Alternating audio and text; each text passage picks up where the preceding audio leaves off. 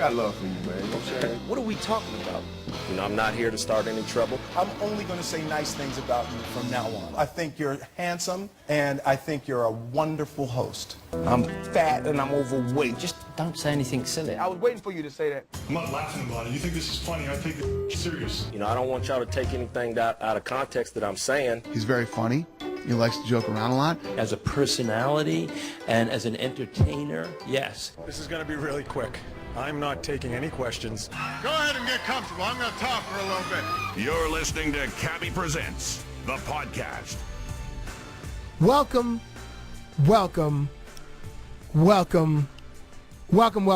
to the show. I'm your host, Cabbie Richards. Thanks again for the support. Thank you for the click, the download, the comments. I could use some more comments. If you have time on iTunes, submit a little comment. Tell me where you're listening from, because I always find that fascinating when people in like the southwestern United States or someone overseas is listening to my stupid voice, or various parts of our wonderful country in Canada. I know that a lot of people will listen to this while at the gym or on the way to work. So shout out to you guys, certainly the ones at the gym, because as you're listening to this, I'm probably in real time eating something which tastes amazing, but is like super bad for me, like macaroni pie or deep fried mac and cheese, and then hating myself the moment I finish the tasty dish. So good for you for being at the gym. On Twitter, Instagram, and Vine, you can find my adventures at The Real Cabbie. So how did I start this adventure? I went to Ryerson University here in Toronto, Ontario, Canada, and I was enrolled in the radio and TV program. And in my second year, I met a guy walking down the hall with my good friend Adnan Verk, who's at ESPN right now doing Baseball Tonight, or Adnan Verk. We were just walking down the hall. And we may have come back from the hot dog stand. There was a guy named Mamu, we call him Mams, who would sell hot dogs for like $2. And that many, as a student, that $2 hot dog, that goes a long way, or it had to go a long way. And we ran into a friend of ours who was in a grade above us. He was in third year, named Steph Gagnon.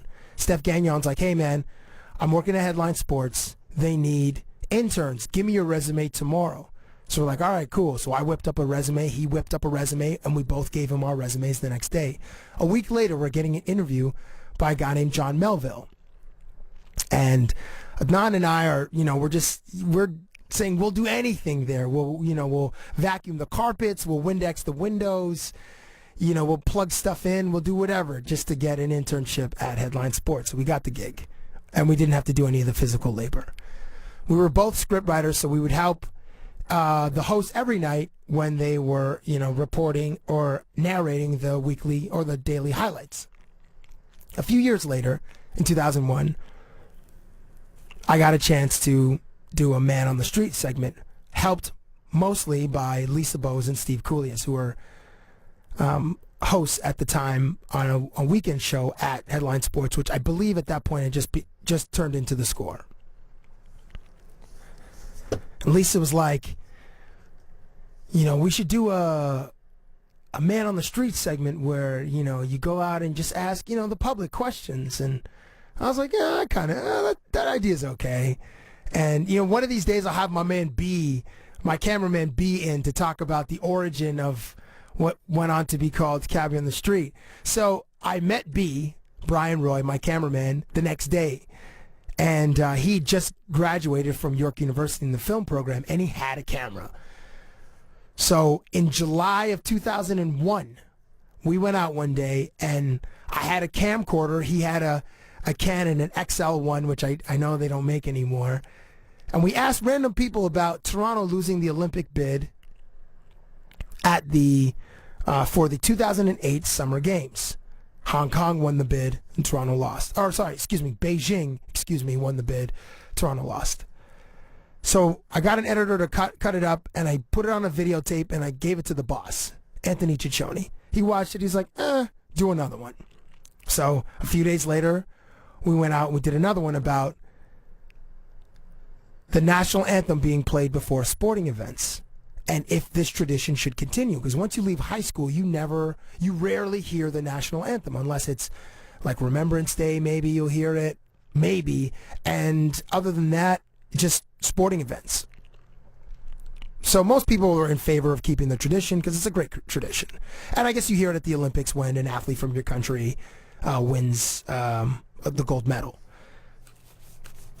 So I did the bit, and I interviewed random people, and at the end of the bit, I got everybody to sing "O Canada."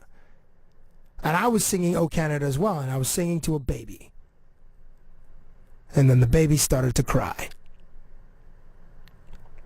So I took the footage back. I got an editor to cut it, and I put it on a VHS tape. I handed it to the boss. I'm like, here's the next one. He watched it. He goes, this is funny. I said, so can we start to air them? And he's like, yes. So they started to air on Sunday nights in August of 2001. That's when, for the first 7 episodes, it was called On the Street with Cabbie. And then we changed it to Cabbie on the Street. At the same time, on Rogers, on a local community channel, there was a guy also doing a streeter segment. It was called The Buzz. He had a co-host. His name was a comedian named Mr. D, and a cameraman. And he was also out on the streets of Toronto just doing random bits with everyday Canadians. And he joins me now in studio. If it's going to be an interview, I'm going to conduct it. So I'll answer my own questions, ask myself the questions, then give y'all the answers. The first time we met was on the set of a couple of Dell commercials back in 2001. We're in an office building in Markham, Ontario, just outside of Toronto, as call center operators. And for 2 days, we weren't really doing much. This was like the post-Dell guy era. It was played by a guy named Ben Curtis, who was like, the Dell guy. He had a 2 or 3 year run and probably made $10 million. And they're figuring out who the next group of Dell spokespeople were going to be, because they're moving away from one guy. It turned out I didn't get the gig, and something happened with him and the gig, which he'll explain. And as a stand-up comedian, he continued honing his craft while concurrently hosting a show called The Buzz, which was seen in the GTA and then on the Comedy Network, which then parlayed into a gig on MTV, the daily show MTV Live. After that, he made the move to CBC, working on the Rick Mercer Report, hosting a performance competition show called Over the Rainbow, and contributing to Hockey Night in Canada. This guy does not sleep. Most recently, I was his guest on stage during a Just for Laughs show here in Toronto, and I'm happy to be joined in studio by Daryn Jones. Yes, guy. Welcome. Take 2, baby. Are we going to pretend last week never happened, or I guess we can't now. No, I wasn't going to say anything, but oh, I'm sorry. Last week I came in for a good hour, and we recorded a podcast, the Cabbie podcast, very dynamic conversation. And then Cabbie checks the screen to see if it's recording. And we got 6 minutes of the show, and it stopped. Yeah. So basically, we sat in a radio booth talking to each other with headsets on for an hour, and it was nice chatting with you. But this is for real. It was great catching up. Sure. And we'll have a similar conversation, perhaps not the exact same one, but a similar one. On Twitter, it's at Daryn Jones. That's DarynJones. Are you on Instagram? No, I haven't tucked into the Instagram. Dude, why not? What is the... So I was early on Twitter. I got Twitter. Facebook, it's fading. Instagram... But still, you know what? People think that, but it's still a very big hub for everything. No, you're right, but it doesn't have that the cachet. I gotta be there factor. Right. It's like a Walmart or an HMV or one of those big box stores that do very well always, but nobody's really talking about them. Wow, that's a great analogy. Don't you think? That's a great analogy. Meanwhile, I read a stat today that Facebook television conversation and interaction stuff happens 10 times more than Twitter, but Twitter gets all the buzz. That's right. Yeah, and certainly that's where a lot of reaction to TV shows and events happen on Facebook. It happens on Twitter also, but but Facebook is just so much larger, even though it doesn't have the same cool factor as it used to have. Well, and the thing with Facebook, too, is it's, what do they call it, walled garden. So if you're not in, you're not seeing it. Whereas Twitter, you can go on and you can search whatever you want, so it's open to the public, which is a big difference. I was, okay, on my way here, I saw these two, actually, no, sorry, this is last night. I was on my way, I was working late last night, but on my way to the office, I'm walking on just the street from my crib. I don't live too far from the office. Anyway, on my way here last night, there were these two, I walked past this small gray car. It was like I don't know, like a Kia or something like that, a small car.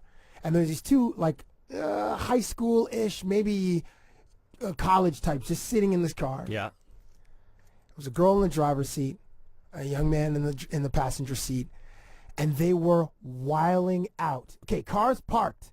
I didn't see any smoke, so I don't know if they were smoking, but they were just playing Drake's Worst Behavior, and they were just, it was, you know what it felt like? It was like that scene in what's the Mike Myers movie with Dana Carvey, Wayne's World. Sure. So when they're listening to Bohemian Rhapsody, it felt like that, and it was just like, and they didn't care who, like, if anybody was around or if anybody was watching, they were just, you know, and it just reminded me of, like, when I was in high school, driving around in Henderson's car, we just listened to Wu-Tang. We listened to Wu-Tang, we listened to Oh Dirty Bastard. Biggie Smalls. Biggie, and like, we all knew the lyrics. Oh, yeah. And it didn't matter. On our way to friggin', we used to do this thing when we'd go to Taco Bell, probably that's hilarious, yeah. 3 or 4 times a week, Taco Bell, and like in the summertime, we would go to 7-Eleven every single night. Slurpee, and do you remember Cheetos, the cheese paws? Yeah, sure. That was our move every night in the summertime. Was there?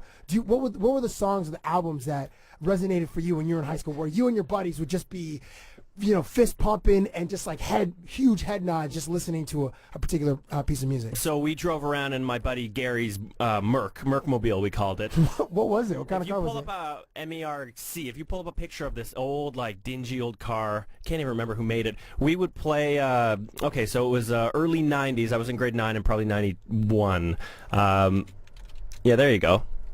Pull up a photo. It may not be right, but I'll get it after. Anyway, 91. So for us, no, that definitely was not it. The photo. Not a Mercedes, but no. MER, like a Mercury. I'll send you a photo later. Okay. All right. So we were big into CanCon Rock, so Sloan. Really? Okay. Yeah, Sloan was big for us because that Tragically Hip. Yeah, less so, but that whole Halifax indie pop thing that was happening in the early 90s, we were big into it. Like Sub Pop was the record label, and then when Sloan, who did they get signed to? One of the Seattle labels, and it was like, oh my God, this is huge, this is going to be good, because it was them and Super Friends and a whole whack of these Canadian indie rock bands, Nirvana as well, less so Pearl Jam, and then the hip hop side of it, it was for us, it was Wu-Tang for sure. Yeah. It was Biggie for sure. And that was kind of it for me. I always sided with the East Coast in high school. That's impressive that like Canadian rock sort of resonated with you guys. Yeah, I mean, but it was big back. I mean, I remember Tragically Hip was really big, and I was never into rock and roll music. And I went to a high school where kids just wore. I mean, they dressed like friggin' Kurt Cobain. Everyone was in flannel. Some kids wore Birkenstocks. I mean, all the dudes were like playing hockey, so they had like long hair. Yeah, but it wasn't rock. Like it wasn't like Guns N' Roses stuff. It was like because when Nirvana came out, they changed music, right? Oh, Nirvana and Pearl Jam. Yeah. It turned on Nirvana for sure because all that, the so-called grunge Seattle, where they got rid of all the, the hair metal glam rock from the late 80s, that somehow Guns N' Roses managed to, circumvent and still be popular. But they got rid of all the cornball acts. They got all out when Nirvana showed up. Extreme, remember Extreme? Yeah. More Than Words? Yeah, exactly, Extreme. And then those twins with the long, beautiful blonde hair. But there was a happening in Halifax in the early 90s. It was the same sort of indie pop kind of sound, and Sloan was certainly on the forefront of that. God, there were loads of bands. And I think. Well, I guess Bare Naked Ladies. Well, not that they weren't like they were on the different like side. Folky rock, I guess. Yeah, Bare Naked Ladies. Yeah, I guess. But the Trouble Charger, Sloan. There was Super Friends. There was. Did you call Bush? We called Bush here, right? Or no, Bush it X? was Bush X up here, wasn't it? I can't remember. That's like. Yeah, it was. All that stuff. It was good. I mean, that combined with hip hop. But they say you're defined by your music you listen to when you're 15. So that's it right there. And a lot of it's weird, like how so many people, like they hold on to like that, like in hip hop, a lot of fans can't get past like the quote unquote golden era, whatever golden era they claim is a golden era, whether it's like the early to mid '90s, where there was Nas and A Tribe Called Quest and Biggie Smalls and De La, or and they hold on to that like the hip hop now is not real, but they fail to realize that everything has to evolve. I'm sure there are people who are maybe a little bit older than us that hold on to that '80s hair band like rock, Van Halen and Def Leppard and that's some kick-ass Bon music, Jovi, too. and they like that is like Yeah, whatever you listen to in high school, that's your jam for sure. So when the last time we saw each other, other than last week when I had this technical snafu here, we saw each other on stage at Just for Laughs, and you had like a week's worth of shows during this festival, and you put on a really cool show. You have like obviously your comedy, and then you dress it up. There's some pageantry with dancers. Yeah, absolutely. And then you have like a Q&A, and then you have some of your stand-up comedian friends sort of bring it home. Yeah, and I know you're a stand-up comedy fan, and you were really funny, by the way. So I Cabbie was comes like, out. No. Cabbie came out, and basically the show set up like a variety talk show. So Cabbie was my guest that night, and Cabbie sits down. He's telling great, funny stories. Very self-effacing, very humble, great stuff. The story you told about how Kobe Bryant gets to a game and how you flew with him in his personal chopper. He flies from his mansion to the building by the Staples Center, goes down an elevator, gets driven to the game. I mean, that's just unbelievable. And the fact that you have access to that, that's so cool. It took a while to get that. I don't know. Do you have?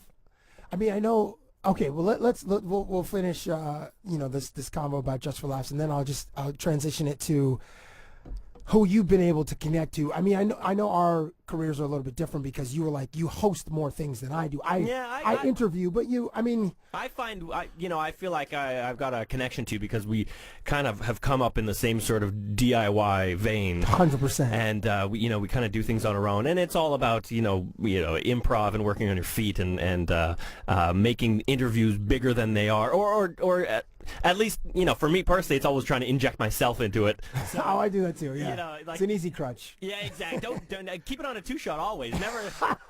God forbid you cut me out of the shot.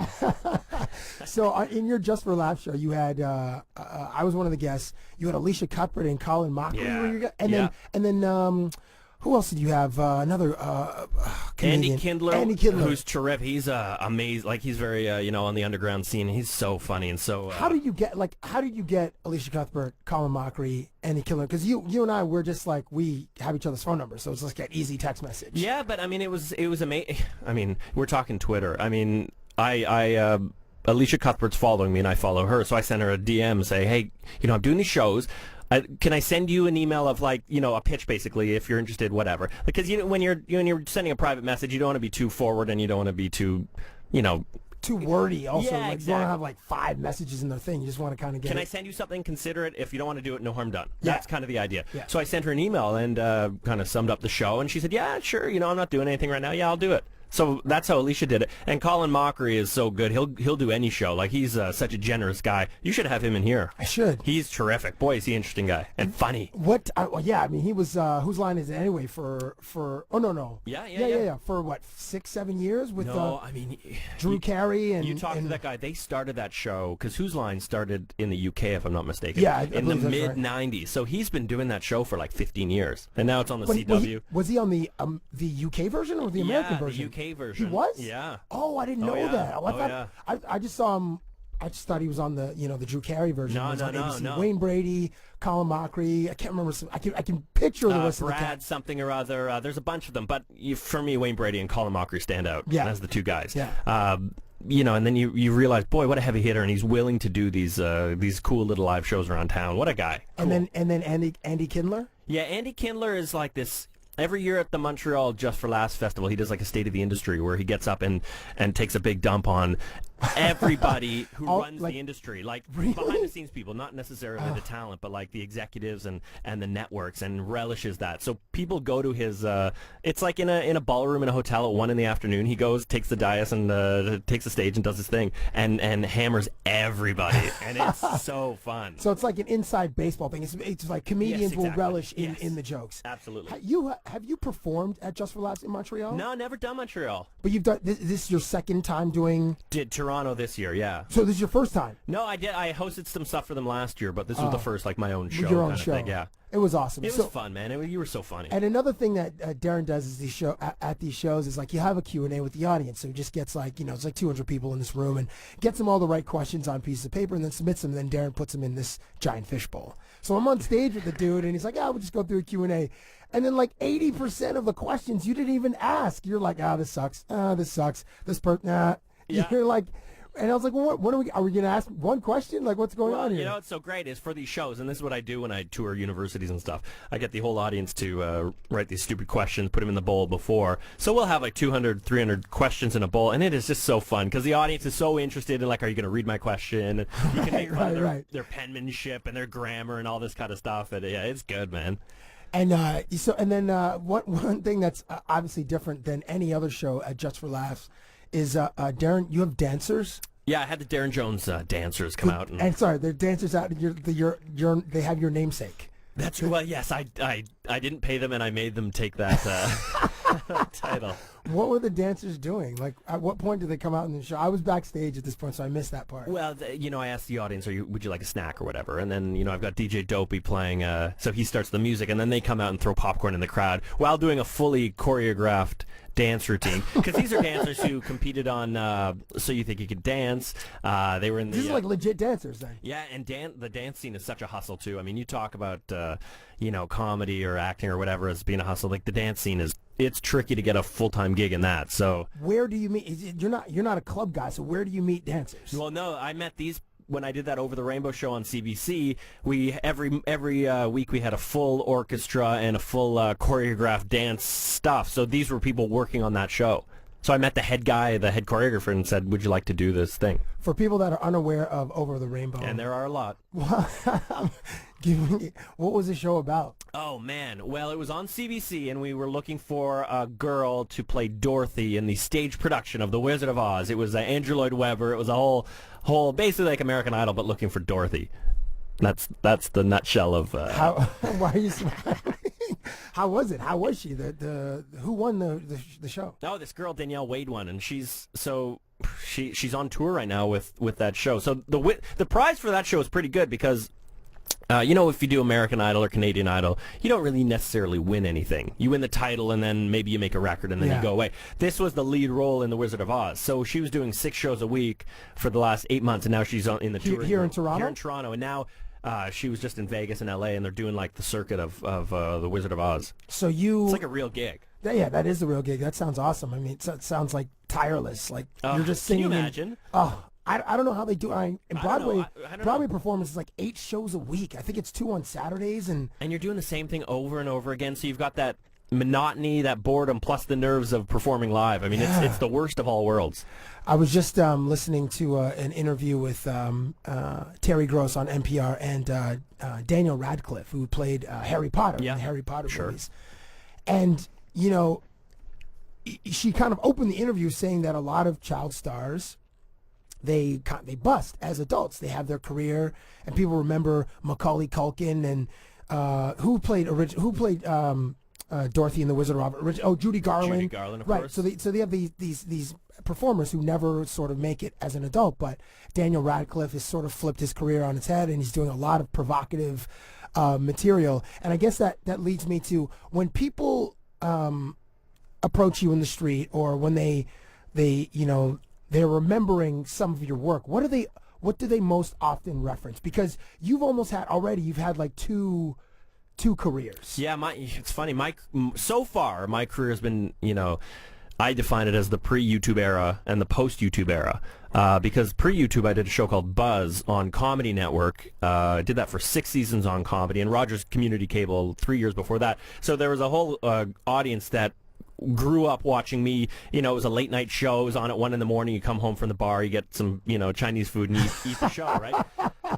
Or pizza. Yeah, exactly. So we did that for so long. And the Buzz, for people who aren't familiar with it, it was just like, if Darren was like, it was like a man on the street. Yeah. And As low budget as you can get, a guy and a camera. You and a camera, and you would just go around the city and just ask people various questions, and then just play off of whatever they gave you. Yeah, we'd go out with a bit and come up with something. And but the thing with that show is it was over. We finished that run before YouTube launched, so there's no evidence of it having ever existed except for a couple of clips on YouTube. So you can't really find old buzz if you want to. Whereas after YouTube, everything's online. Like, you can look up the most obscure TV show in history, and if it's post 2006, it's going to be there. Yeah. It's fascinating. So that whole buzz part of my career is almost like a long lost memory to people. So when they come up to me and talk about it, it's like you can see, like, they're remembering the show, but they're remembering their youth as well, and they're remembering this time in their lives when they got to stay up late and be drunk and had no responsibility. It's this whole, it's fondly remembered. It's really interesting because it wasn't as well received at the time. I didn't notice it, but it's aged in people's memories really, really well. So that's one of those shows that really exists anecdotally. Like, oh, do you remember the buzz? And it's like old Tom Green. Right. Before Tom Green started posting all this stuff, you had vague memories of him painting his parents' car or his house. Right. You remember he brought a cow into HMV. Yeah, but you kind of sort of remember it, and you were a teenager, and you're not really sure if it actually happened. So, Tom Green, I guess, predates both of us, right? He started doing that after Check the OR, You Like It So Far? Yeah, Tom Green started... like 93, 94? I think so, on Rogers Cable. But interesting, the production company that produced his show for Comedy Network also produced ours. Oh, nice. So we have a connection there. And then he went off to the States, great fame and fortune, and what a crazy career he's had. Yeah. It's just so crazy. It can be so popular, red hot, fiery hot. And then 6 months later, it's like you're the gum on the bottom of someone's shoe. It's not to say that's Tom, but boy, oh boy, I mean, it flips fast, doesn't it? It really does. It like and to a larger extent, like, I feel like Justin Bieber's, when he crashes, it's going to be meteoric. Yeah, I'm fascinated by the peak of people's careers, and we talked about this last week, but it is a topic worth revisiting. Just this idea that Justin Bieber is making music videos on the Great Wall of China, and and I almost feel like, do you feel like that? Did you see it? Like, you're like, is this for real? That's what I kept saying. I'm like, is this for real, or is this just like a joke that him and his buddies did? I don't think he's capable of that kind of humor. I think he's got so many, and this is me speculating, I think he's got so many people surrounding him that it's like, yeah, Justin, you're the man.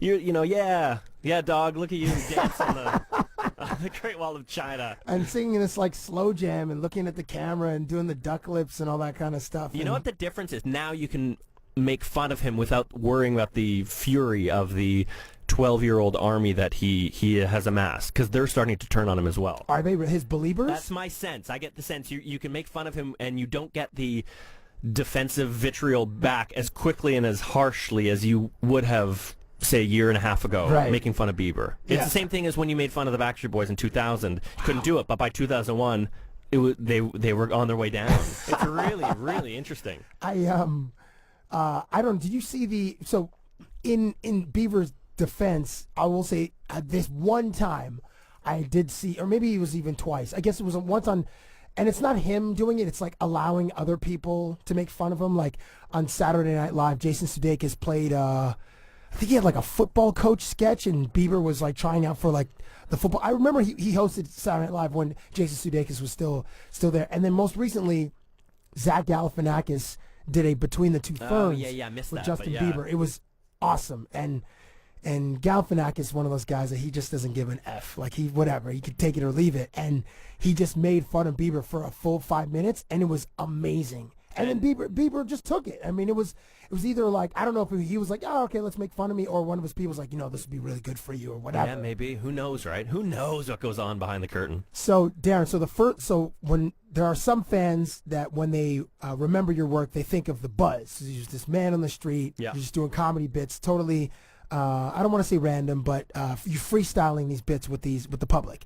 And then there's the MTV Live section of fans that I'd say that. approach you? Yeah, so MTV Live, we started doing that in 2006, and I left in 2012. So 6 years of that, and we did it as a straight comedy show for 4 years of that. So it was every night, it was live, and it was amazing. Like, we were sold out. You couldn't get a seat to that show for 6 months out. It was remarkable. And we did, all live comedy, all live sketch stuff. It was great. So then there's that. So it's basically like those two different eras, the Buzz era and then the MTV era. And then hopefully there'll be an era, coming up very soon. I hope so too. You had okay, a couple of things from your MTV. Wait, when you first, like when MTV Live first launched, you guys were doing like news stories, right? Yeah, you know what it was, because MTV Canada was, it still is, on the Talk TV channel, if you remember the Talk TV channel. No. So Talk TV was a channel that CTV owned, and you could only do talk on it. That was a license. So when they bought MTV, they put it on the Talk TV thing. But that you still had to honor the Talk TV license. So that's why we had to do so much talk and so much discussion, because that was technically the license of the channel. And in Canada, you're not allowed to just flip and do something completely different. You have to honor the license of the channel you have. And that's why when The Hills came out, they had to come up with the Hills After Show to talk about it. So you were talking and the discussion, and that was the idea. So that's why we couldn't do all the you guys can show music videos. Couldn't do music videos. Couldn't do the straight comedy stuff. Like couldn't put on Jackass, for example. Right. So it was So that's how MTV Live was going to be, like that hour-long show where we talk about stuff, and that was how we were going to defend the license. I mean, it's kind of crazy to think that's how creatively decisions are made. And then from there, we branched off and started doing comedy, and it all worked out just fine. How do you remember having to cover like reality TV stars? Like in like 2006, 2007, The Hills was really big. The Hills was huge, then Jersey Shore just exploded. Yeah, Jersey Shore was later though. Jersey Shore was like 2009, 2010, maybe 10 even. Oh, okay. So it was The Hills for a while. Hills was like, yeah, man, that was going for a good 3 years. I remember when you guys would have like some of the, I guess the stars would come to the. I remember seeing it. I'm like, Kids would lose their minds. Lowe's here, or God, yeah. Lauren Conrad, or Spencer and whatever is. What's this girl's name again? Heidi Montag. Yeah. Heidi Montag. What was it like for you having to cover that stuff? Well, number one, it's a job, so you do it, and number two, if there's an interest. I mean, those were the good guests because people actually cared about them. When we had guests coming through that nobody cared about, and they were bad interviews, that's when it was troubling. We used What to was one? What was given? Well, we used to have like every band on the, they wouldn't even perform sometimes. They would just, I guess they had to deal with the record label, and then they would, you got to interview this person if you want to get this person to perform. So we had like a webcam interview with this Swedish band who didn't speak English. And it was 12 minutes. Are you kidding? 12 minutes the segment was. Oh my gosh. One, you're struggling to understand each other. Two, webcam technology wasn't what it should have been in 2007. Oh my, it was just didn't have enough torture. bandwidth. It was just all pixely. And the crowds we had back then were very passive and angry to be there. And in fact, when MTV first launched, we couldn't pull a crowd at all. So what they would do is draw crowds from the ESL school next door. Are you kidding? The English as a second language school. They had to deal with the teachers that I guess the kids got credit for like learning English by going to the TV show taping. Oh, that's amazing. So it would be the weirdest thing because you'd come out and like the applause is huge and then you're looking, it's like everybody here is from South America. What's going on? Our audience is very Colombian today. In Colombia, we're huge in Colombia. And then you'd like tell a joke or do something and flatline, right? Nothing. But they weren't, like I've told jokes in front of an audience that they don't want to hear that joke, and it's usually you get a vibe of like stop telling jokes or I'm angry. This was like wide-eyed puppy looking at you and like you're like, this is weird. They were so enthusiastic a minute ago, and now they don't get it. And then you throw it a break, and you see the person prompting the plot. Oh my God! It's like Pele came out and scored a goal. Unbelievable. Great reference with Pele. Two moments that I remember only because I was involved with them, so it's like so super self-involved. Me saying that, but was watching Kanye West perform for I think the first time in my life, maybe the second time, was in April of 2006 when MTV, the channel kind of launched, and you guys just had a party. Yeah, that was the big MTV Canada launch party. We had Sam Roberts and Kanye West perform. Cool. Right, and it was like Kanye did I think his first album would come out, so he did a lot of his album, and he did some songs for some other artists that he produced for, like Cameron and Jay-Z and stuff like that. That was a cool concert. It was dope, and it was in the old Masonic Temple in the concert hall. It was like, that was such a good room for music. And I can't remember if Kanye wore a backpack, but at that time he was like known as backpack. Yeah, he was known as a Louis Vuitton Don. Right. And he was like known for doing backpack rap. And then the second time was I was like a ring announcer, not the announcer, but the analyst for the tussle at the temple. Right, tussle in the temple. When you fought Paul the intern, how did that come to be? Well, that was turning into the evolution from MTV Live as a long form talk talk about anything thing to let's do some comedy that people actually cared about. So Paul was an intern, and then he later became a production assistant on the show. But we came up with a storyline, very much like WWE, where and you're Vince McMahon. Yeah, well, we'd all like chip at each other, and we'd do sketches where we're like kind of making fun of each other. So we're like on air, challenge me to a fight, and then we'll like create this whole storyline in it. And we built it over 4 weeks, and it was like a huge thing. And then I don't know how we pulled it off, but we did an hour-long live boxing match, 3 rounds, 90 seconds a round, which sounds short. 90 seconds of boxing is very, very difficult. Yeah, you're right. By round 3, we were both gassed, and we didn't want to be there anymore. But that was the first time we had a full crowd in there. They were into the material we were going for. Full crowd for like a comedy bit, just for like. Well, for the show, right? Because they were. Oh, really? Well, you remember it was packed, and when we put the boxing ring in the temple. The audience around, we had 250 people in there at least. It was huge, which was big for us. And then we were like, okay, if we keep going with comedy, people seem to like it. So that's kind of how the evolution started into like an irreverent talk show kind of daily thing. And much to Daryn Jones and Vince McMahon. Oh yeah. Just on cue with like 10 or 5 seconds left in the entire match.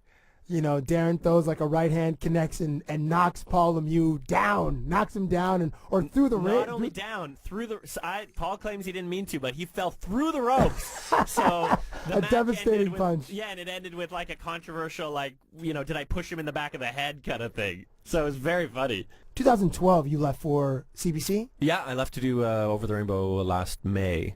What were you writing for Rick Mercer? I wrote for Mercer. That overlapped Buzz and MTV. Oh, in between. Yeah, my bad. I had the timeline. No, so I left the Rick Mercer show to go to MTV. Ah, they pulled me over there. So and that was a great experience too. I did 3 seasons on Rick Mercer show on CBC.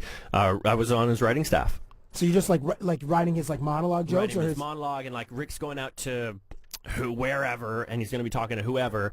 We need like 1,900 pages of like little things he can say or little things that can happen or blah blah blah blah blah. Very open-ended writing gig. It was fun, and it taught me a lot about scripting a show and honoring and respecting the written word in a way that you can't just just go out there and be funny or just go do.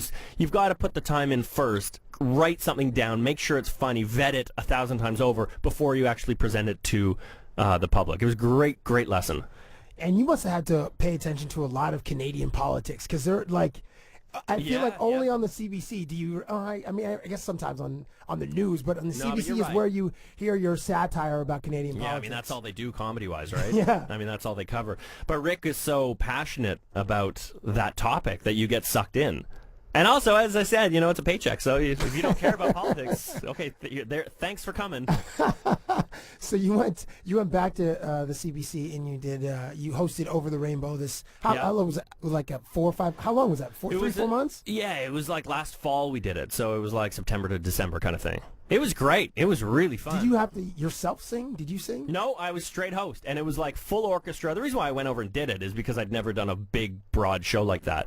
So full orchestra, big crowd, live twice a week actually, because we did the results show on Monday, the singing, the dancing, all of that live. And I wanted that experience of like that format of show because you never know what kind of job in this career. You don't know what you're going to be doing. So I thought I better get one of these American Idol X Factors under my belt just so I have it, and if I'm called upon to do it, I actually know how to do it. Could you be like you're much like yourself? Like, could you be funny and? Yeah, I mean it was toned down because it was like a family show, but certainly I was going out there and having fun with it. And I was friends with the girls were so lovely and nice. I wanted them all to win and succeed. Also, I wasn't all that invested, so I was able to goof around with it a bit. The last time you were on, we went down a little bit of a road where we I guess talked about some of our experiences, and I shared with you one of my worst ones, which is I will share again with the audience. I'm not sure if you guys heard this one before, but in like 2008 or 2009, I was still working at the Score, and I went to interview Chris Paul, who at the time was playing with the New Orleans Hornets. It was a Saturday afternoon, and Mo Peterson, who was once a longtime Raptor, was also with the New Orleans Hornets. So I'm there in the practice court in the 3rd floor of the Air Canada Center here in Toronto, and they were going to play on the Sunday.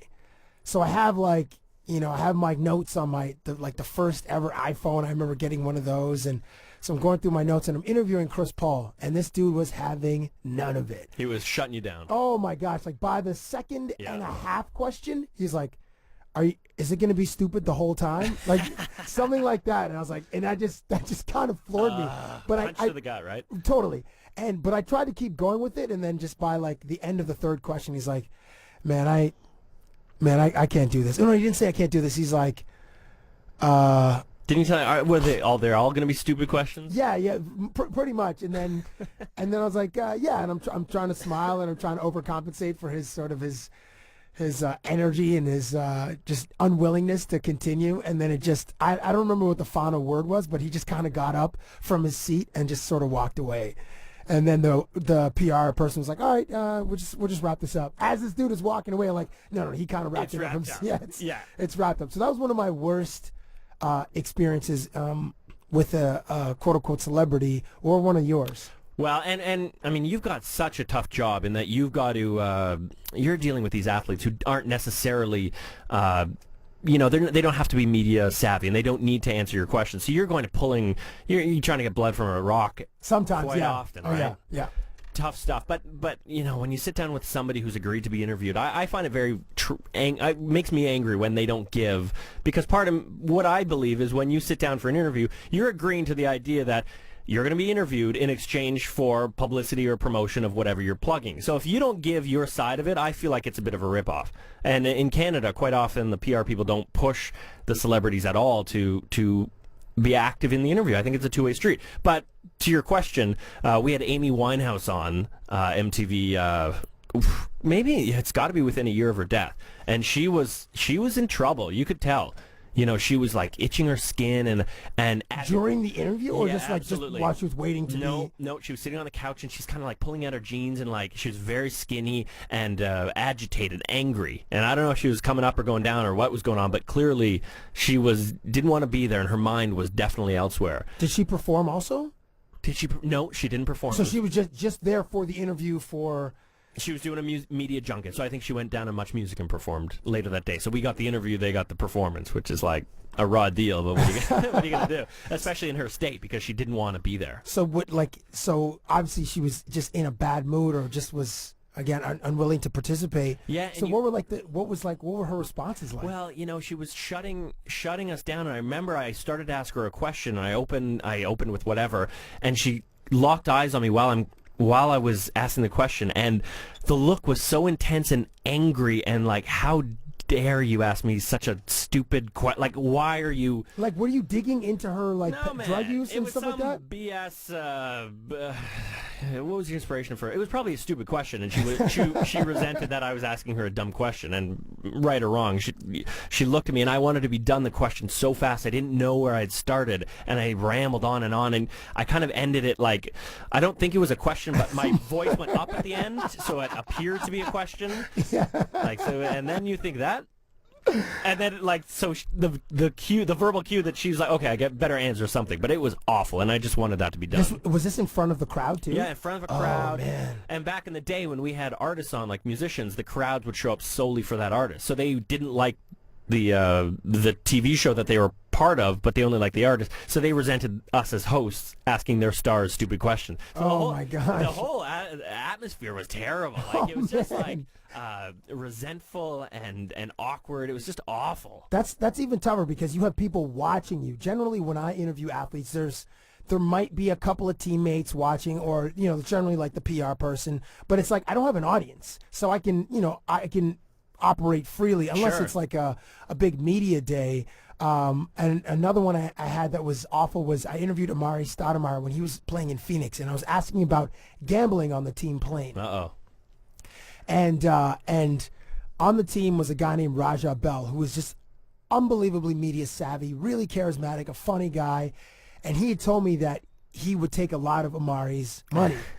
And maybe he was just joking, but then I brought it up with Amari Stoudemire, like gambling on the team plane and like playing poker, and how much of his per diem or his weekly salary was... I bet he didn't like that. Was being lost in these games. And I think I made reference to one of his tattoos, I can't remember exactly what I said, but that just is either the tattoo. I thought it was the gambling thing, but when I was retelling the story with my man D, he said, no, you made fun of one of his tattoos. But anyway, this dude just turned. He's just like, what the F you asking me, man? Gamble on a plane? F you asking me, man? And he just started to walk away. And one other teammate was in the locker room, was Leonardo Barbosa. He's like, what the F's up with this guy, LB? Oh no, mother F, this is stupid. And as he's walking like into the back by the I guess the trainer's table, and I'm just getting, when I'm really embarrassed, I just get really hot. Oh, and you're like just humiliated, right? Yeah, and that the heat worst. just creeps up my neck, like into my throat and onto my face.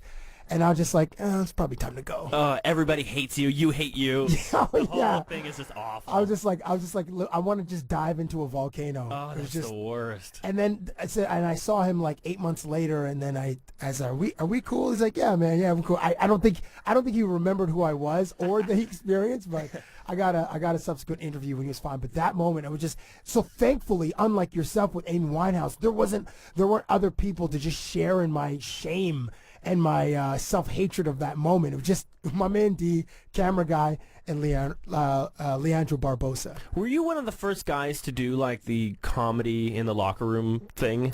Would you put yourself on like the cutting edge of that? No, I was told once there was a guy in Toronto that had a bit like that in like the early 90s, but I was unaware of. Because to me, you're the first guy, certainly in Canada, to get in the locker room. And, I mean, your trick is that you try to become friends with these guys within the interview, right? Instead of, like, a definite reporter, athlete, and they don't know what angle you're coming at. Right, yeah, right? yeah. So a lot of guys are skeptical when they first, certainly the Americans, they just look at me sort of quizzically like, who is this guy? But you're like such a fun, friendly, charismatic guy, and I guess, and what I get when I watch your stuff is like, they're like, oh, okay, he's not going to ask me about stats or anything, and he's probably cool. He appears to be cool, so we'll be cool. And is there a difference between basketball players and hockey players? 100%. Are the hockey guys like more open to you? Okay. The only reason why I bring this, and I'm wondering, hockey guys, I would assume, have been used to like old white dudes in their face their entire careers, right? Right. And maybe I'm No, you're 100% correct. Here. No, you're just. It's not racist. It's just there's an element of it being racial. But I would imagine they're like, because you come in and you've got a totally different vibe and style than like, a straight up sports guy who, and hockey players seem to get hammered by these sports guys all the time, whereas you're not doing that. And I'm wondering from your perspective, what's that about? So, okay, two things. The guy that predates me as far as doing like fun things in the locker room is Kenny Mayne on ESPN. Kenny Mayne, the main event, right? The main event. Sure. He was on Sunday NFL Countdown. I remember meeting Kenny Mayne in 2002. We did a road trip to Boston, and we saw the Patriots lose to the Green Bay Packers. This is the Brett Favre Green Bay Packers, and Brett Favre and Kenny Mayne were friends. So I was watching in awe as Kenny Mayne would feed the athletes the lines to say back to him. So and the way to say them, like the inflection and all that kind of stuff. And he was probably like the athletes were making fun of him the whole. Those were the lines, maybe? A little bit. Not so much fun of him, but they would make fun of, they'd be very sarcastic about stuff. But sometimes they make fun of him. They were coming off well, I would imagine. 100%. Right, okay. So that was, so he predates me, and I remember seeing him, and I guess a guy that I got inspiration from was a guy his name was Al, and he did a character called Hits from the Street on BET. Yeah, I remember that. Sure. So he would go around to much like we did in that. our roots, you and the Buzz and me doing Cabbie on the Street. He would go around and interview, random people on the street. But Hits, he was always very mean to people. Like, he would make fun of people, whereas I would like to make fun of myself, just because I'm a fat dude, and just easier to make fun of myself than just a random person. I don't want to hurt anybody's feelings. Plus, you're being granted access to locker rooms. If you make fun of people, you're not getting in again, I would guess. The next experience would be maybe a little more challenging, and weirdly, athletes are super sensitive. I bet they're. Even though a lot of them are alphas, they're really sensitive dudes. Sure, I'm not. Yeah, of course, they get hammered in the paper every single. Yeah. There are radio stations dedicated to hammering them. Yeah, it's crazy. And depending on the market that you play in, whether it's a Montreal or Toronto or like a Philadelphia, like people get really nasty. So to your second point about being I'm not a traditional reporter and interviewing hockey players, when I started interviewing these guys, like I would go in a T-shirt. I obviously I don't look like anybody else in the room. Not even close, right? Unless I was interviewing Jerome McGinley, Mike Greer, George Laraque, like, the era that I came up in, Don Brashear, although I never interviewed Don Brashear. Like, there's Kevin Weeks. There's like a handful of brothers in the league. There's always about 12. Yeah. At any given time, there's always about a dozen in the league. Shout out to Johnny Oduya, Ray Emery. That's amazing. Yeah. So the hockey establishment is certainly an old boys club, and I used to feel it a lot. I still feel it now, but not to the same degree as before because I'm wearing sneakers, a T-shirt. I don't look like a professional reporter. I'm just there to show the personality of the athlete. So one thing that worked in my favor was many of the hockey players are Canadians. So when I started covering the NHL playoffs, their buddies would be texting them saying, "Hey, I saw you on Cabbie's thing." So their buddies validated me. They're vouching. They're vouching for me with the athletes. Oh, that's interesting. So then, not only was it their acceptance of me came in twofold. One, they had a fun experience, and two, their buddies were like, "Oh man, this is cool," or "This is funny." It's cool that you're doing this guy's show. Right, as opposed to just 4-1 win, it was great, or our backs are against the wall, we got to play one game at a time. Of course, yeah. So that's how I got lucky and how I got to form a lot of great relationships with hockey players. And hockey players, it seems like they're I don't want to say not media savvy, but they're certainly not encouraged to play up their personalities or be entertainers. They don't look. It's the only sport where they don't look at it as entertainment. It's looked at as like some sort of noble conquest to go be a hockey player. Whereas football and basketball, certainly, I'm wondering if I'm missing any.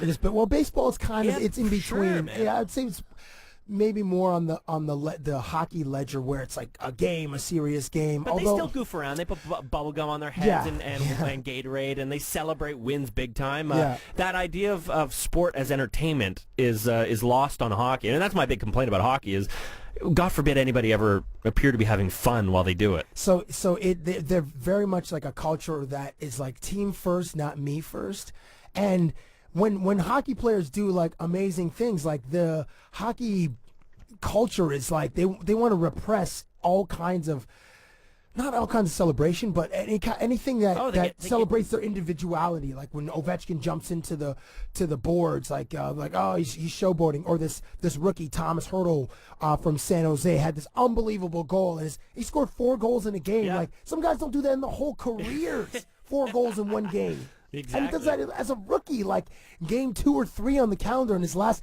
he put the puck behind him and through his legs, and he beat the goalie on the top right top shelf corner. It was unbelievable. And then, he's getting slammed by writers, and like, come on, just like so go boring. somewhere else. Yeah, I'm with you, man. It's just so old school, and like this idea that hockey players are like these salt of the earth prairie boys who they're still not making any money, like they're doing it for some sort of like, it could be this or welding or some nonsense like that. It's very old-fashioned thinking. The difference between a lot of times hockey players and basketball players are generally American. Most of the league's American, so Americans love TV and they love being on TV, right. and the power of television. So, and a lot of times for these kids, as soon as they turn 13 or 14, everybody's telling them how great they are. And even on the high school level, there's cameras in their faces. I mean, the big example of that is LeBron James had his high school basketball games televised on ESPN. Like it was gross. And now our Canadian, this kid from Markham named Andrew Wiggins is going to Kansas. He's on the cover of Sports Illustrated, like right now. And it's and I just read a story last night on Bleacher Report about the sneaker war, which is going to happen between Adidas and Nike to sign Andrew Wiggins. Wasn't he offered $180 million or something like that? That's the exact story that I read. Like, but he can't have it till he's done college, right? He has to declare as soon as he declares to be a professional, declares for the draft, then he can then they can negotiate with them. How do they get away with not paying those college athletes? It's insane. NCAA is the biggest scam ever. That's crazy. They make so much, and then if you sign a sneaker or $50 or whatever, or get a tattoo for free, then you have to lose games, and you're looked at as like a pariah, and like, how dare you tarnish the integrity of this? Don't look over here where we've got this vault full of money that we're making off your name. And and then if you get hurt as a college guy, because I'm reading about this football player, what's his name? Not Clowney. It's Jadeveon Clowney. Yeah, from South Carolina. So they're talking that he's dogging it a bit, and Yes. like he's waiting for the draft. Whether he is or he's not, I have no idea. But I'm also like, that's pretty smart, because 100%. if he hurts himself going into before the draft, he's gonna literally lose millions of dollars. Absolutely. It's in his absolute best interest for him and his family, generations to come, that he's as healthy as possible come April. Yeah, he's it's just so annoying. I find that so frustrating. And the conversation of like giving athletes like a stipend has been happening for like a solid decade, because guys are taking like little, the boosters are giving them little envelopes, which this has happened for generations. Little envelopes, little $500 here, just for like walk around money for like food and stuff like that, because like these kids they are literally broke, generally. Right? Yeah, a lot of them come from impoverished situations. But I mean, just as college students, they're broke. Yeah, as a student, you have like your loans. I mean, you and I went to Ryerson. Which school did you? I went to U of T for a couple of years. Okay, yeah. So like we're You're just broke. Yeah. So you're eating pitas and something like $5 footlongs might be the greatest like college food ever invented. You're expected to show up on Saturday and play on ABC in front of millions of people, plus which you're supposed to keep a schedule that is not unlike a professional football schedule. Yeah. And you're not allowed to take money. And you're not. And you're. Screw that. A lot of those dudes are not allowed to have jobs. If you're a collegiate athlete, if you're on scholarship, you cannot have a job like in during school or whatever, because all your time, all your free time is dedicated to being an athlete. It's like athletes that are students, not student athletes. Student athletes is just a myth. They gotta separate the actual student athlete sports from the professional ones making money, like your football, basketball, hockey, maybe. Those are football and basketball are the ones that like drive all the other athletic programs. That's what I'm saying. School. So if you're play for lacrosse, if and you're swimming, archery or whatever, badminton. I don't think anyone's gonna mind if the badminton guy's got a job at Foot Locker. You got to separate the there's two levels of collegiate sport, right? It's crazy to me. It's just so offensive. When your little dude, are you he's 4? 4, yeah. And is he playing sports yet?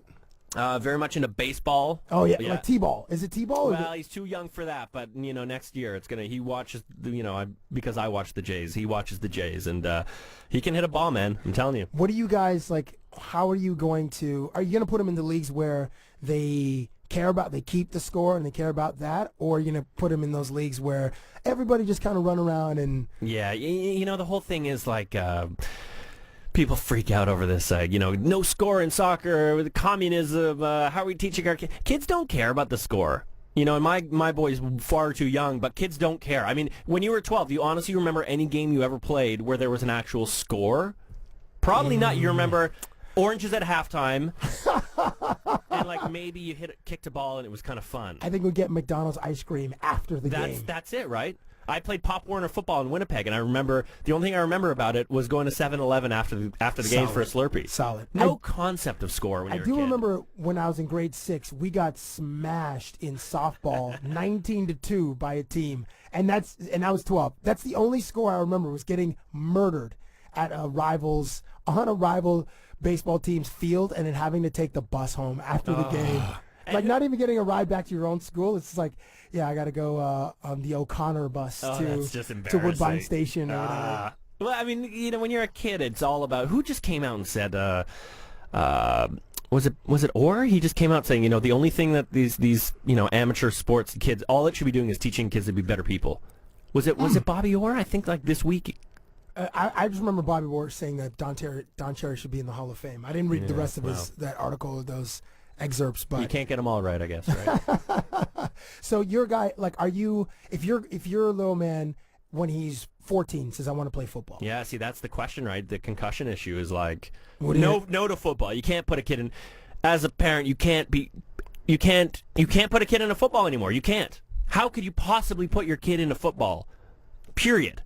knowing that your kid could have brain damage down the road. You know, the documentary came out. League of Denial. Did you get around to seeing Yeah, it? I saw it. It was amazing. So amazing. they're cutting open this kid who died at 18.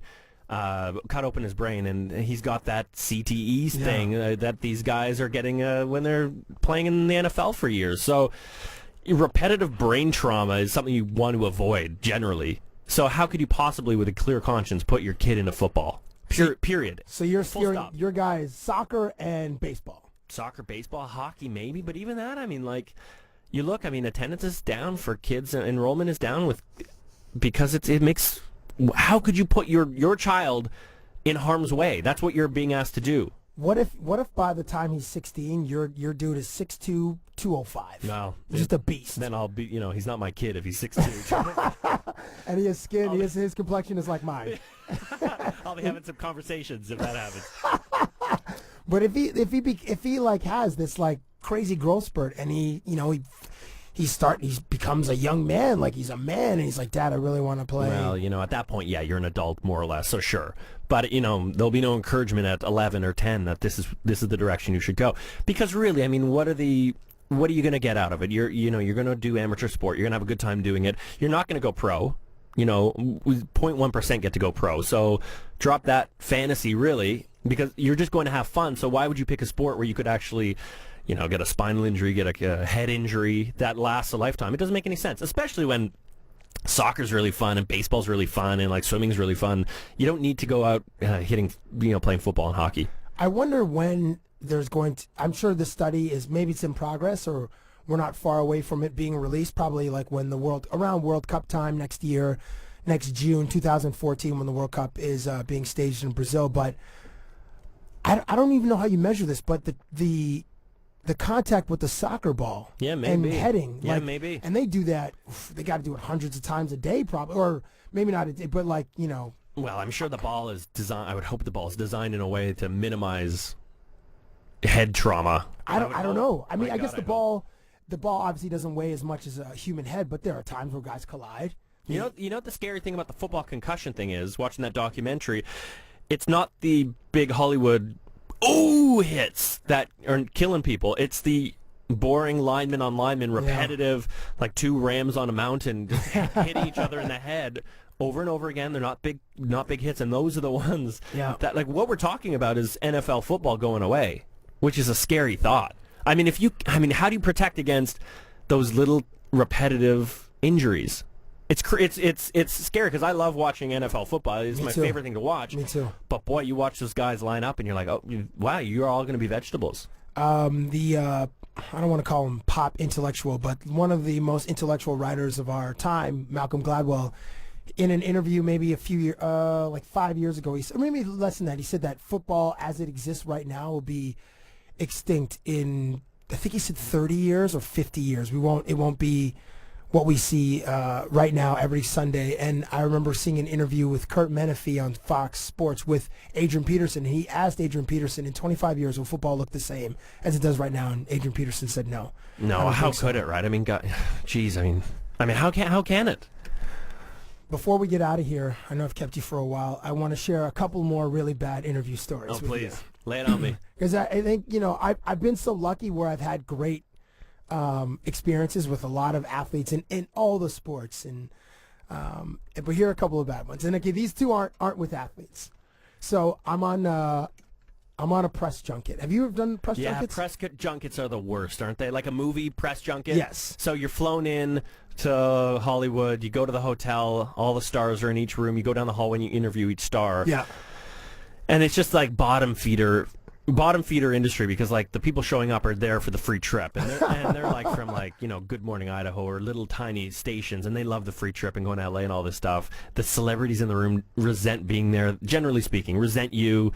You've got 5 minutes per star. Oh, it's just humiliating. So I was flown to Los Angeles, and we went to Dodger Stadium for the press junket of the movie 42 about Jackie Robinson's life. Right. And I heard that Harrison Ford was kind of a prickly interviewer. I've heard that too. He doesn't really like it. I mean, he goes on talk shows. And he doesn't really have a great time unless he's with David Letterman, because David Letterman gives less of an F than Harrison Ford.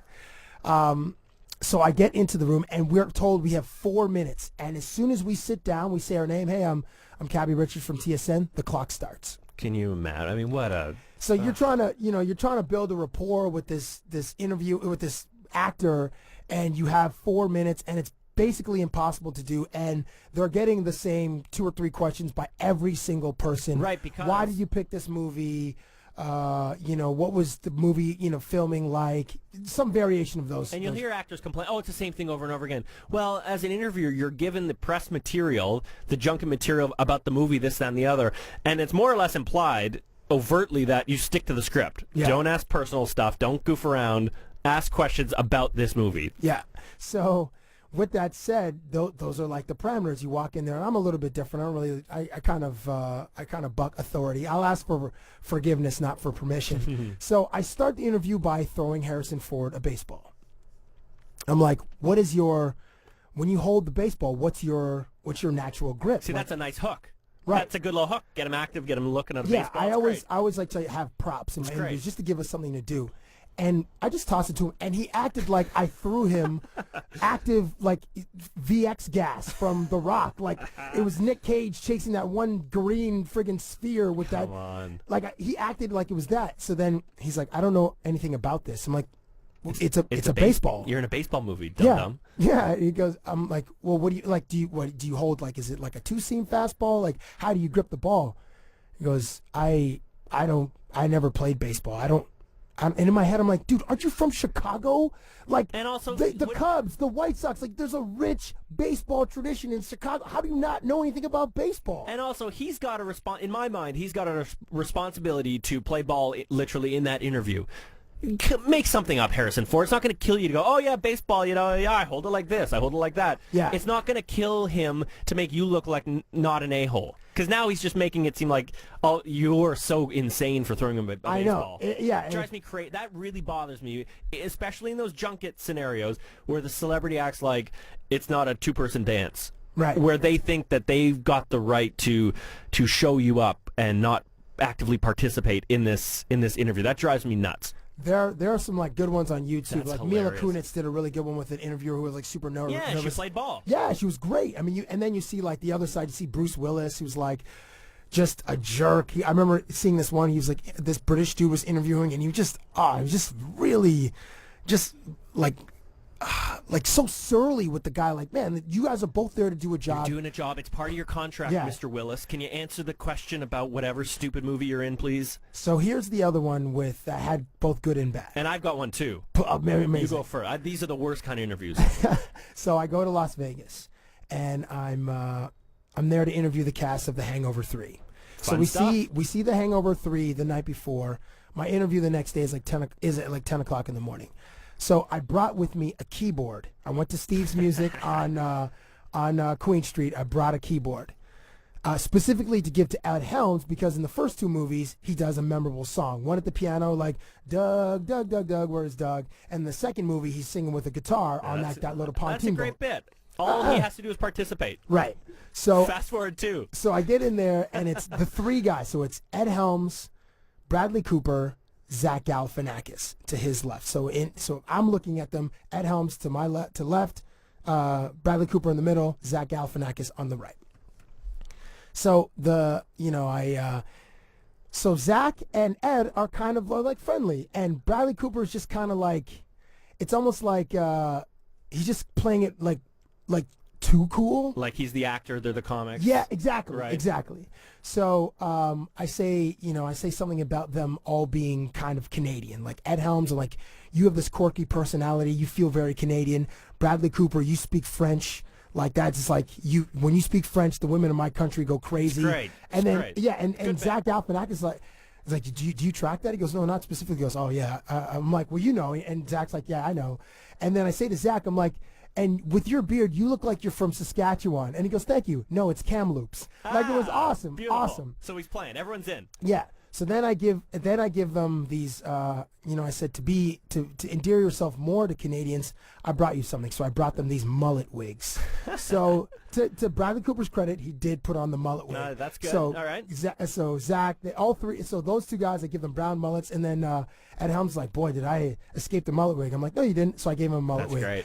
So Zach does this scene in Canadian, and I use air quotes, where he's like, he goes, we're all Canadian, eh? And then he has this bit about going to AA, eh?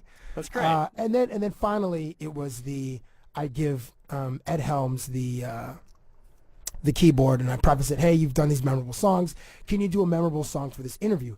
And then he just makes up a bit at the end, and I'm just watching him like, this is awesome. But the whole time, Bradley Cooper is just so disconnected from the interview. Zach is adding the Canadian scene. He's like, he's got the funny bits about Kamloops. And Ed, he says, he was really, when I said his sensibilities were Canadian, he's like, oh, thanks. Like, it was like a compliment. And then he plays the song, and then Bradley Cooper was just sitting there, just like a super douche. And then I got in so much trouble from the publicity. And you wouldn't have gotten in trouble if Bradley Cooper had a nice time or decided to have a nice time. Yeah, they were just like, what are all these gimmicks, blah blah blah. I'm like, well, do you want me to just friggin' ask, like, why'd you guys do a third one? What was it like shooting in? They were there in Thailand. The second one, I can't remember, whatever. Like, just boring things where they'd just be like sitting there with their shoulders shrugged and just be like, another one of these. So I added some spice to it, but I got in a lot of trouble. And that's when you feel like I'm just part of an assembly line. Totally. I may as well just phone it in because that's all anybody wants. What was yours? Well, I did the junket for, which Batman was it? Which one did the motorcycle? Remember everyone was freaked? Was it the first one or second? I want to say it's the second one. Oh, with she was naked in the movie The Drugs, the one with Jake Gyllenhaal. Oh no, that's the last one. No. Yeah, no, I'm thinking it's remember when the bicycle, the motorbike came out, and everyone's like, oh my god, the Batmobile bicycle. I guess it was the first one. First or second, anyway. Because Catwoman rides it in the third one. Definitely not the third one. It was maybe the second. What's the actress's name? Oh, I know who you're talking about. Anne Hathaway. Anne Hathaway. Yeah. Jeez, I'm an idiot. So she's so dope in Blu-ray in that movie with Jake Gyllenhaal. Sorry, I find her a bit empty, but anyways. So we go in and. So each of these little hotel rooms, there's a different vibe to each, depending on how the actor is feeling. Because there's also 2 camera people, 2 audio guys, 2 PR people, hair and makeup, like all crammed into like a little hotel room. They shoot it like a little interview thing, but really all this is happening behind the curtain. So there's probably 8 or 10 people in each room, and the vibe of the room is dictated by the star. So if they're in a playful, fun mood, the room is fun. Everybody's happy. You walk in, you feel, hey, how you doing? Come on in, sit down. Everybody's in a playful mood. So before I sat down with Christian Bale, I sat in with the police chief guy. Gary Oldman. Oh my God, what a lovely guy. Oh, nice. Like, he's like chatting with the camera people. He's having a lovely time. Like, he gets it. He's got to sit in the chair and talk to 40 reporters. He's going to have a cup of coffee and have a nice time with it. And he's lovely, and we're chatting, and he's just a nice fellow. And you actually leave feeling like, oh, that was like really fun. Awesome. I don't feel bad about myself for being part of this process. He was a lovely guy. And then you walk into Christian Bale's room. The temperature, the physical temperature was the same in both rooms, but it felt like it dropped 20 degrees. Oh my It was so cold and so chilly. And you walk in, it felt like the lights were dim. Like, I felt like I had to quietly step over the cords, get into my chair, like apologize while I'm sitting down for some offense I must have done. That he's just, cold face staring at me, Christian Bale, like, because he's such a serious actor. And, we're talking about Batman and da-da-da. And then this was the movie where the Batmobile bike was unveiled. And it was like, you remember, it was like such a cool thing. It was on with the Joker. That's the one it was. Oh, the second one. Right. So I'm like, oh, the Batmobile motorbike, whatever they call it. Yeah. I'm like, how was it? Everyone's freaking out about how cool this thing is. What was it like? And he's like, you'll have to ask the people who built the Bat bike, because I don't really know. I'm like, yeah, but was it? Everyone's excited about it, how it looks, and was it cool to sit on? Again, I didn't build the Bat bike, so I can't speak on the Bat bike. And I'm like, you dick. Like, all you had to do was be like, yeah, it had 2 big wheels. It was great. Yeah, it looked cool. They did a great job designing it. Yeah, it was fun to ride. Like, just make up stuff. Exactly. And it's like, I asked the third time, like, the Bat bike, it's like, it's got big wheels. It can turn on a dime. You're going to have to ask the people in charge of the Bat bike, because I'm here. I can only speak on Batman. It's like, okay, buddy. All right, well, thanks a lot. I'm out of here. Gotta go. I gotta get out of this room. Oh, man. Just the word. You feel so stupid. That's tough. So wait, did you interview Heath Ledger, or had he passed by then? I can't remember. He had already died. Oh, he did? Yeah, Okay. he'd already passed away at that point, for sure. Yeah. He had to have, because I didn't talk to him. Yeah, he would have been available if he was still breathing. Yeah, Mr. Ledger was unavailable that day. Yeah. And I shouldn't poke fun at his death. Obviously, I'm not poking fun. I'm just my own stupidity is what I'm laughing at. Oh man, that's It's just like this business is tricky, and all the behind the scenes stuff to get something on TV. People don't realize. It's not complaining at the job, but it's tricky to make it look effortless. And when you do pull that off, there are 10,000 things happening right. And when something goes wrong, you're pulling back the curtain and seeing the wizard. I mean, it's just like it's a disaster. I like how you went back to Over the Rainbow. You circled it. Put a button on it. Yeah. But call back. Daryn Jones, it was awesome talking with you. And I didn't even get you to. At the beginning, I said, hey, he'll explain why didn't you get the Dell spot? Oh, right. So the Dell thing, I thought I was cast as like one of the 4 leads of the Dell guy. I'm going to be the Dell one. I'm going to make $1 million being the Dell guy. But for some reason, I let them cut my hair. And that's a lesson I learned. Never let them cut your hair because they'll screw it up. And they gave me this weird bowl cut. Then I looked, not right. Like Jim Carrey in Dumb and Dumber? Very similar. Are you kidding? Yeah, it was awful. And the director's like, I could see it in his eyes, like, I want you nowhere near this ad. So he kept putting me further and further in the background. I realized, like, this is not going to go anywhere. Awful. Well, in a way, we are thankful that didn't work out for you because I'm not. because we got the buzz, and then we got MTV Live, and then we got your contributions on we got Over the Rainbow and stuff you did on Hockey Night in Canada, and Rick Mercer got a very talented writer for 3 years in between the buzz and MTV Live. On Twitter, it's at Daryn Jones. That's DarynJones. And Facebook.com/Daryn Jones. Yeah, I think so, yeah. And we are eagerly anticipating your next big explosion. Yeah, man, and thanks for having me on your podcast. Not the third act, but just the third chapter in your career. Third chapter, act, whatever you want to call it. Well, because isn't the third like the final act? Yeah, you're right. No, we don't want the third act. We just want the third chapter. Well, if the third act goes for 25 years, I'll take that. Right. But we'll see what happens. Look forward to it. Thanks for coming in, man. Thanks, brother. Thank you for listening to Cabbie Presents, the podcast.